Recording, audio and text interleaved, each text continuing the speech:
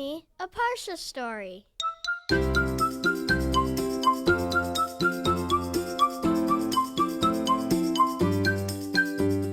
Welcome to Parsha House. Meet Yoni. Yoni is 9 years old and is going to be going to sleepaway camp for the first time tomorrow. The camp is called Camp Moriah, and he's going to be there for 4 weeks. First time ever going to camp. It was the night before he was leaving, and as he snuggled up in his bed, he was thinking about all the things that lie ahead, like spending time with friends and playing baseball. Baseball was his favorite. He knew that would be a really fun part of camp for him, because something you need to know about Yoni is that even though he was only 9 years old, his pitching arm was so strong, he actually pitched those balls like a 12-year-old. They would pop with the speed as he pitched them. He was excited to be going to camp along with other friends and knew that he then had an opportunity to swim and have lots of fun outdoors. Yoni woke up the morning that camp started. His parents drove him to the bus. He gave them big hugs goodbye and hopped on the bus with his friends and with some counselors. After a long ride, all of the buses pulled into camp, and as the kids filed off the buses and walked toward their bunk, Yoni had a chance to start meeting the boys that were in his bunk and his counselors. And they were all nice. After eating lunch and unpacking, the bunk went up to the basketball courts to shoot around a little bit. Yoni was excited to improve his jump shot throughout the summer. While it didn't require too much effort for him to shine on the baseball field because of his strong arm, basketball was an area that he was working to improve a little bit. His days were filled with fun: swimming, rock climbing, baseball. On the 14th day of camp, the head counselor, Yisrael, announced a letter writing contest. Yisrael wanted to encourage kids to be writing letters to their parents. So he said, every camper needs to write at least one letter home, and it can't just say, "Hi, Mom." It has to have at least 4 lines, and whichever bunk wrote the most letters could get some extra canteen. Canteen is where they have candy in camp, so that was a very good motivator for this. Yoni got right to work. Dear Abba and Ima, camp is great, nice kids, great sports. We learn Torah every day. I miss you and my bed. And then Yoni decided to write a little poem about the fact that he was missing his bed and his room. Hey there, room, I'll soon be back. Counting down, that's a fact. Under soft covers I'll sleep so tight in my own bed. Everything's just right. P.S. Please send some chocolate and strawberry licorice. I love you, Yoni. Yoni actually liked the way his poem sounded, and he would sometimes chant it throughout the day, most often at night when he was trying to fall asleep. Because while camp was lots of fun, it's a little more rugged than home. The mattresses aren't quite as thick. The bunk is noisy with lots of people.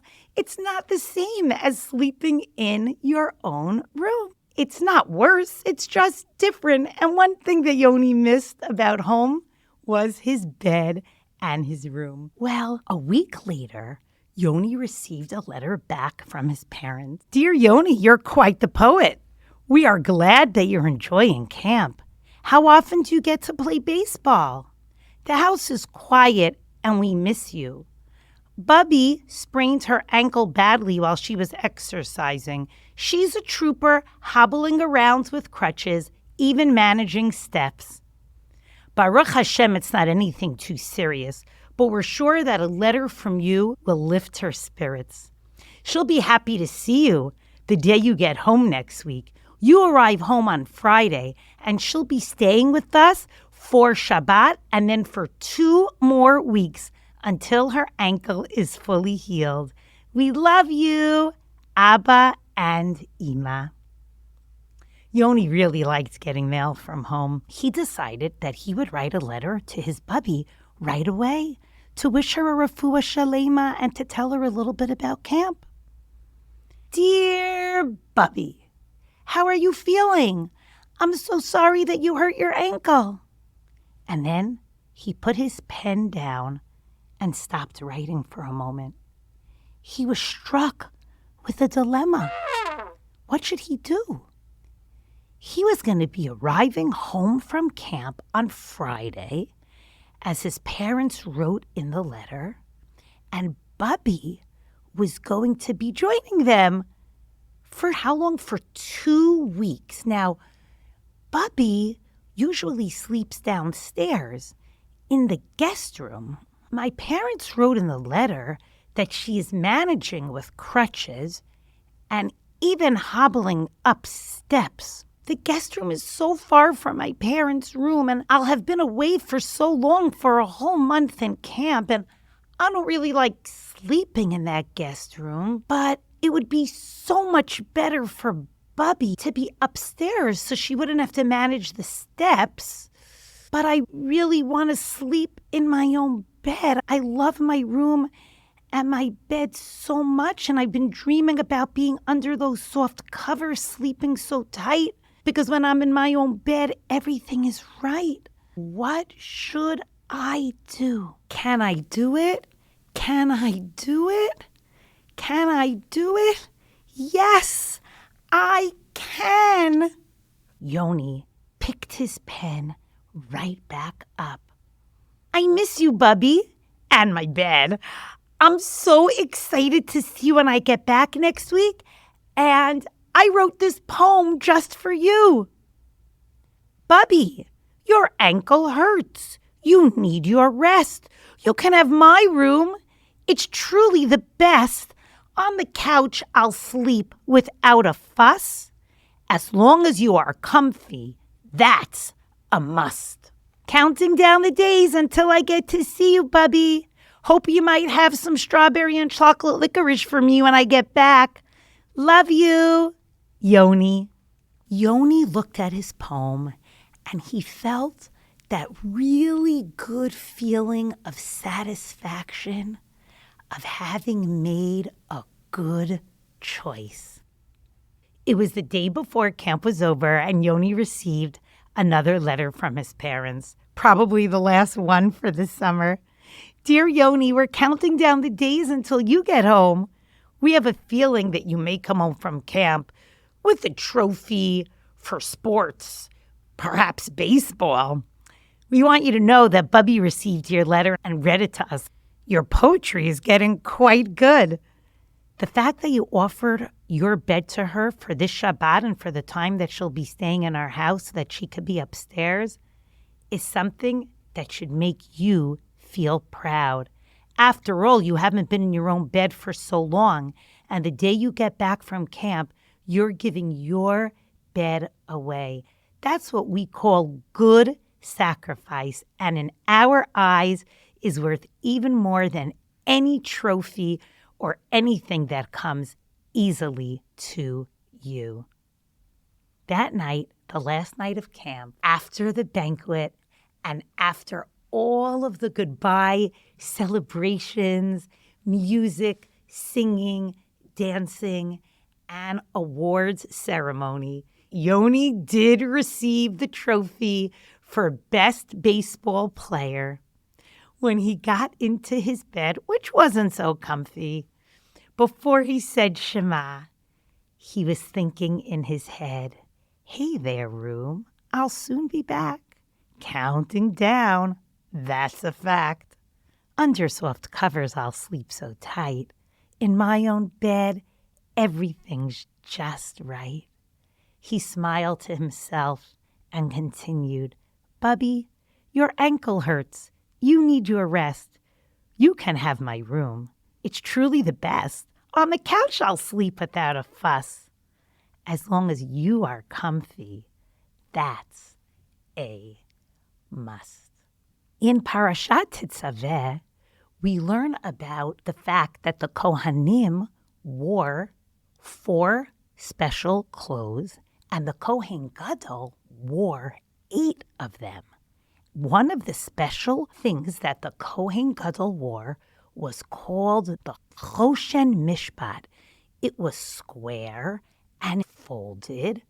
Aaron wore it on his heart. Aaron had a very big heart. He wasn't jealous of his brother Moshe, who was the leader, even though Moshe was his younger brother. He tried with his heart to always bring peace to other people. And on that Choshen Mishpat that Aaron wore on his heart, there were 12 very precious stones. Where did these stones come from? The Bnei Israel were in the desert. According to some opinions, they were brought out of Mitzrayim with them. According to Rabbi Shmuel Bar Nachmani, these precious stones fell from the Shamayim, fell from heaven, together with the special food Hashem provided for Bnei Israel in the desert, that yummy, yummy man. The Orach Chaim HaKadosh explains that because the clouds, the special ananim that escorted us, brought down these special stones, these avnei shoham, they came directly from Hashem, directly from the heavens. Wow, that is so special. That shows Hashem's love for us and for the Kohanim.